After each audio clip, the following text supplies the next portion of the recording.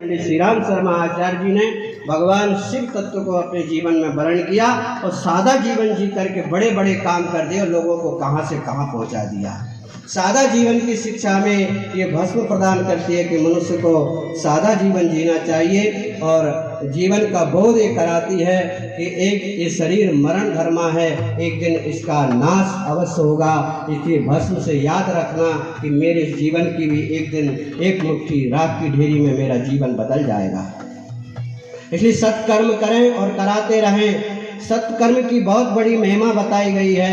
कहते हैं एक सत्कर्म 100 कुकर्म पर भारी होता है। कहीं हवाई जहाज क्रैश हो जाता है, कहीं आगजनी हो जाती है, कहीं एरोप्लेन गिर जाते हैं, एक्सीडेंट हो जाते हैं और हम सुनते हैं कि एक भाई बाल बाल बच गया, बाकी सभी लोग हताहत हो गए।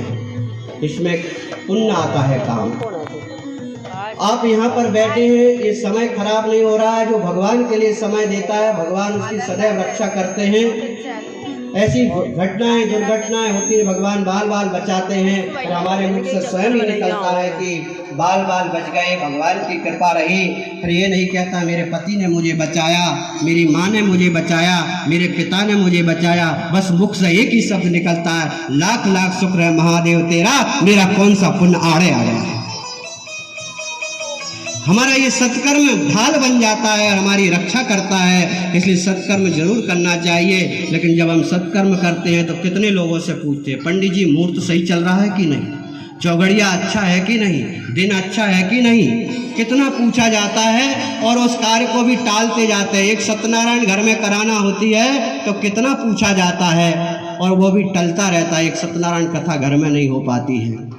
लेकिन बुरा काम करना होता हो, ना व्यक्ति स्वयं माँ से पूछता है, ना पत्नी से पूछता है, ना अपने बच्चे से पूछता है, ना बेटी से पूछता है और स्वयं अकेला ही कर देता है। इसलिए कहते हैं बुरा काम करने की नहीं सोचते हैं फिर भी हो जाता है, और अच्छा काम करने की प्लानिंग बहुत दिन से बनाई जाती है फिर भी नहीं होता है।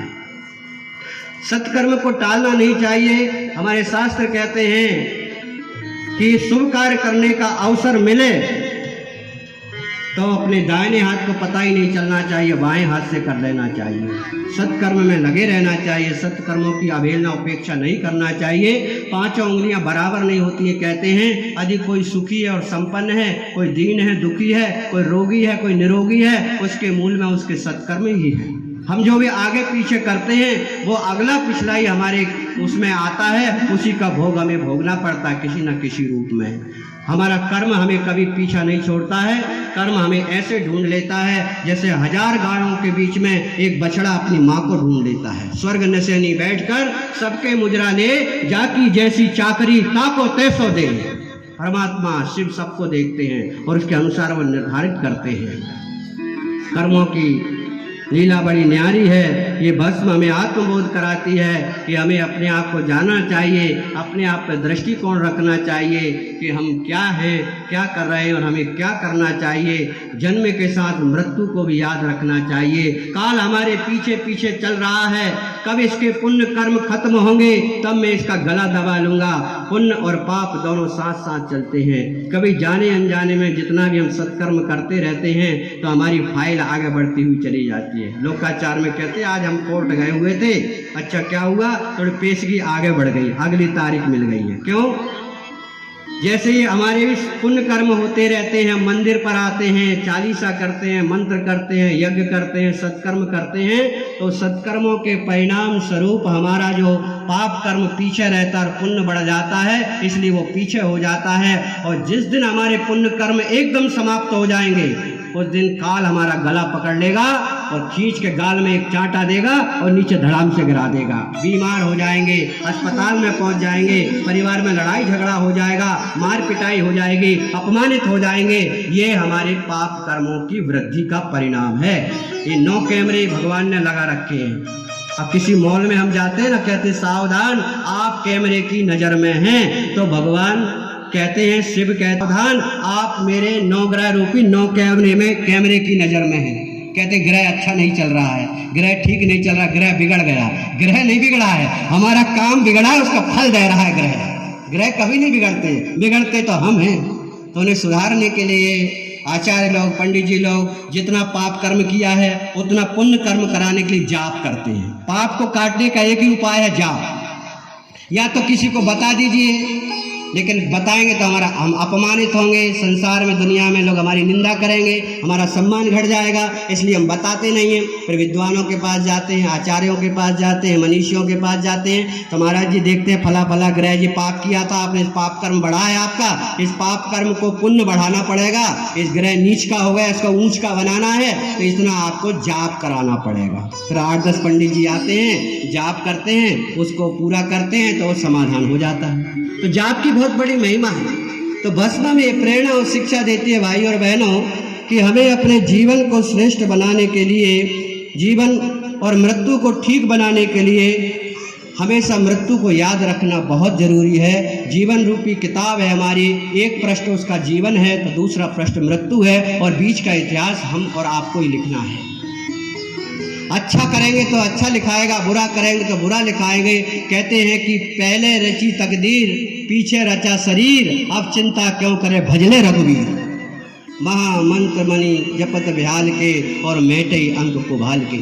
यदि विधि ब्रह्मा ने भी लिख दिया तुम्हारा कोई उत्थान नहीं कर सकता है, तुमने बहुत बुरे बुरे काम किए हैं, तुम कई जन्मों तक रसातल में जाओगे, जीव जंतु बनोगे, कीड़े मकोड़े बनोगे, ऐसी जातियों योनियों में पैदा होगे ताकि तुम्हें सत्संग नहीं मिलेगा, भगवान का भजन नहीं मिलेगा।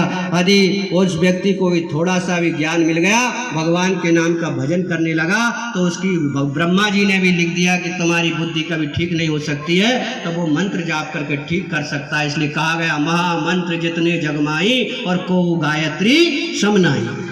गायत्री के महामंत्र में वह शक्तियां, गायत्री का महामंत्र एक ही काम करता है, जैसे रूई के ढेर में एक चिंगारी लगा दी जाए, माचिस की तीली, तो जला करके उसको एक मुट्ठी राख की ढेरी में बदल देता है। ऐसे जन्म जन्मांतरों के पापों को नष्ट करने की सामर्थ्य यदि किसी में है तो गायत्री मंत्र में है। 2 मंत्र ही महान मंत्र हैं, एक महामृत्युंजय मंत्र जो संजीवनी कहलाता है, मृत व्यक्ति को जीवन प्रदान करता है। इसके अनुष्ठान कराए जाते हैं जब लोग बीमार हो जाते हैं। और जन्म जन्मांतरों के पापों को यदि नाश करना है, मनुष्य को दिव्यता प्रदान करनी है, उसे महामानव देवमानव बनाना है, देवताओं की लाइन में यदि उसको खड़ा करना है, यदि उसको देवता बनना है, तो वो गायत्री का वर्ण करे। ये धरती का देवता, भूदेवता, ब्राह्मण देवता कहलाता। किसके कारण? गायत्री के कारण। यदि वो गायत्री छोड़ देता तब वो भूदेवता नहीं रह जाता है, धरती का कल्याण करता नहीं रह जाता है। धरती के कल्याण करने की सामर्थ्य सद्बुद्धि का मंत्र गायत्री है। वो गायत्री ही ब्राह्मणत्व प्रदान करती है और समाज में व्यक्ति को श्रेष्ठ कर्म में प्रवृत्त कर देती है और कई लोगों को उस रास्ते पर चला देती है। ये सामर्थ्य है गायत्री मंत्र में। तो गायत्री मंत्र महामंत्र है। तो ये भस्म में यही प्रेरणा देती है कि हमें मृत्यु पर विजय प्राप्त करना चाहिए। मृत्यु काल का ग्रास नहीं बनना है, बल्कि हमें मृत्यु पर विजय प्राप्त करनी चाहिए। और भगवान शिव क्या पहने हुए हैं अपने शरीर पर? उनके पास वस्त्र नहीं है, बलकल नहीं है, क्या पहनते हैं? सिंह की खाल पहनते हैं, मृग चर्म पहनते हैं, हाथी की खाल, उस पर ही बैठ जाते हैं, सीमित साधनों में अपना जीवन चलाते हैं। और सिंह की खाल पर बैठने का मतलब साहस वाला व्यक्ति। साहसी व्यक्ति वही होता है जिसके पास सब कुछ होता है, सब कुछ ना होते हुए भी अपना प्रदर्शन नहीं करता है वो कि मेरे पास ये है, दिखाता नहीं है वो, लेकिन अपने आप लोगों को महसूस होता है इसके पास सब कुछ है। साहस के प्रतीक मृग चर्म कही गई है। लेकिन आज तो दिखाना चाहते हैं, आज भगवान शंकर जी कहते हैं कि सादगी पूर्वक जीवन जीना चाहिए, कपड़े कम भी हों तो उन्हें धुले और साफ सुथरे करके पहनना चाहिए, व्यवस्थित जीवन जीना चाहिए। ये हमारी संस्कृति की पहचान है और सीमित साधनों में जीवन जीना चाहिए। इस प्रकार से जीवन को जिया जाए ताकि अच्छा जीवन जिया जा सके, कम साधनों में भी अपने साथ तालमेल हम बिठा कर चल सकें। ऐसा भगवान शिव का ये स्वरूप यहाँ पे वर्णित किया जा रहा है, ऋषि कर रहे हैं। और भगवान शिव के 3 नेत्र हैं। हम सबके तो 2 नेत्र हैं, लेकिन भगवान शिव का एक तीसरा नेत्र भी है। तीसरे नेत्र से अर्थात हम सबके अंदर भी 3 नेत्र हैं। एक ज्ञान का नेत्र है, 2 जो नेत्र संसार को देखते हैं, एक हमारा नेत्र है योजना वाला जो त्रिकालदर्शी है, भूतकाल, वर्तमान, भविष्यकाल तीनों की योजना बनाता है। मनुष्य को केवल वर्तमान में ही जीना नहीं चाहिए, भविष्य की योजना भी बनाना चाहिए। रुपए पैसे का नियोजन करना चाहिए, संपत्ति का नियोजन करना चाहिए कि कहाँ कब क्या खर्च करें, कितना खर्च करें। भविष्य की योजना के लिए भी कुछ करना चाहिए। अभी कोरोना आया था तो किसी ने एक ने बहुत अच्छी बात कही थी कि अपना देश और प्रांत छोड़ छोड़ करके लोग दूसरे प्रांतों में बस गए, लेकिन 20,000 रुपये भी इकट्ठा नहीं कर पाए ताकि 20 दिन बैठ करके खा सके। धन के 4-5 भाग हमारे ऋषियों ने कहा है, दूरदर्शी दृष्टिकोण अपनाकर धन के 4-5 भाग करना चाहिए। एक भाग स्वयं पर खर्च करना चाहिए। हम स्वयं कमाते हैं, अपने लिए अच्छा पहनना ओढ़ना, घर मकान, बच्चों को संस्कारवान शिक्षा, इस पर खर्च करना चाहिए। दूसरा है परिवार के लिए, और तीसरा है सामाजिक व्यवहार के लिए, शादी विवाह इसके लिए, और चौथा ज़रूरतमंदों की सहायता भी करें। कोई बीमार हो जाता है, अड़ोस पड़ोस में मित्र मंडली होती है, भैया पैसा नहीं है, महीने भर पर मिलेंगे, मैं 500 रुपये दीजिए, मैं आपको दे दूंगा, बच्चे को कहीं दिखाना है। हमने किसी को दिया है तो ज़रूर वापस आएगा। ये भूल जाइए कि मैंने भाई साहब को पैसा दिया, लेकिन भाई साहब से 10 बार बोल चुका हूँ, दे नहीं रहे हैं, लेकिन उनसे नहीं मिलेगा। खोया है तो ज़रूर काटेंगे, कहीं दूसरी जगह से सहायता मिलेगी और उससे कई गुना ज़्यादा मिलेगा। सहायता के लिए भी रखिए एक भाग, और एक भाग भविष्य की योजना।